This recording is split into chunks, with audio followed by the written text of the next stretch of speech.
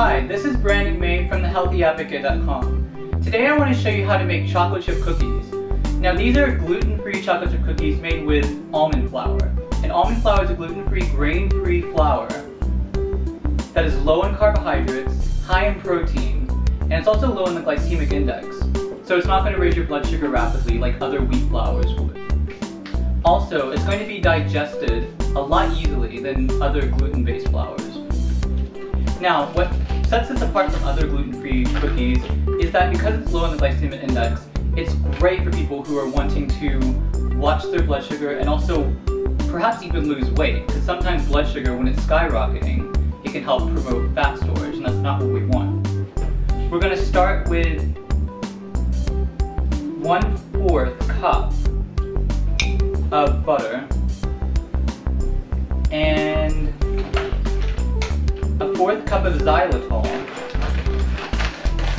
And xylitol is a low glycemic sugar alcohol, so it's not going to raise your blood sugar.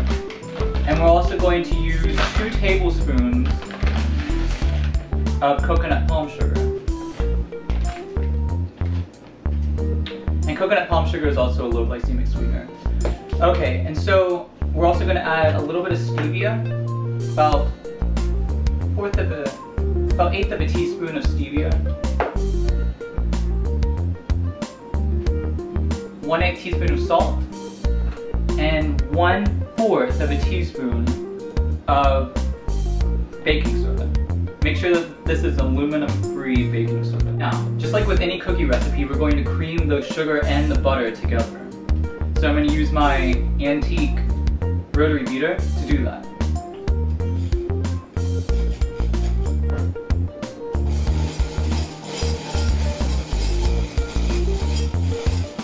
It's kind of fun actually to use an antique rotary beater. It gives a good arm workout. Okay, so to the cream mixture, we're going to add about 1/4 of a teaspoon of vanilla extract. And make sure that this is pure vanilla extract because it does make a difference. Alright? Imitation vanilla extract actually has sugar in it. So cream that a little bit more together. You're getting excitable? Alright. Great. And that should do it. So we're going to set this aside. And in the meantime, we're going to make the flour mixture. So right here I have 2 cups of almond flour. And this is blanched almond flour. You can also take blanched almonds and just grind them up in the food processor or the blender until it's a fine powder. Okay, so I'm going to pour that into the bowl with the butter mixture, along with 2 tablespoons of arrowroot starch. And 2 tablespoons really isn't all that much. It's still going to be a really, really low sugar, low carbohydrate chocolate chip cookie. Okay, and to that we're also going to add about 1/8 of a teaspoon of vinegar. You can also use lemon juice. The reason why we're doing that is because we're not using brown sugar. You need that acidity to help work with the baking soda to help the cookies spread. Okay, so on top of all that, we're going to add the chocolate chips. And I'm using dark chocolate chips because it's lower in sugar. You can also add, unsweetened chocolate baking chips if you're really looking for like a really low sugar, low carb cookie. Okay, and we're just going to mix that together. And the final thing that we need is 1 egg.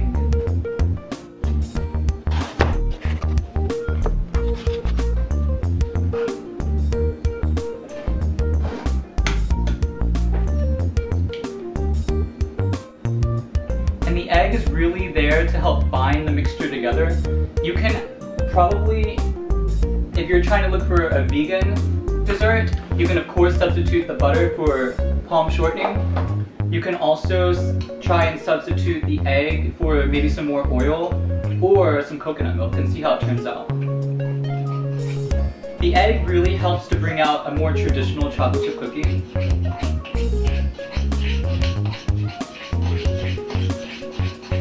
So just mix that together.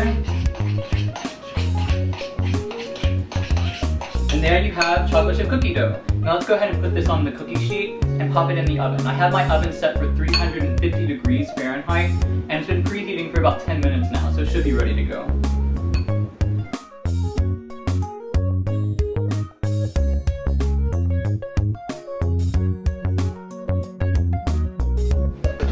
So I'm going to go ahead and put the dough, probably about 1-inch balls on the cookie sheet, spread evenly. I'm also going to lightly pat down the 1-inch cookie dough balls because they do spread in the oven, but you kind of want to help them along just a little bit at the beginning so you can have a really nice, crunchy, smooth cookie.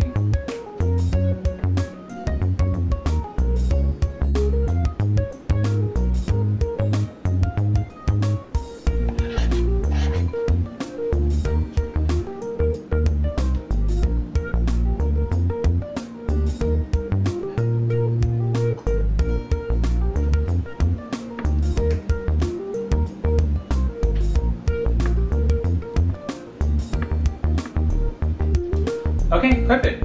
So I'm going to go ahead and put this in the oven at 350 degrees Fahrenheit. I'm going to take it out in about 10 minutes, and after we take it out, it's going to be nice and crunchy and like a real chocolate chip cookie.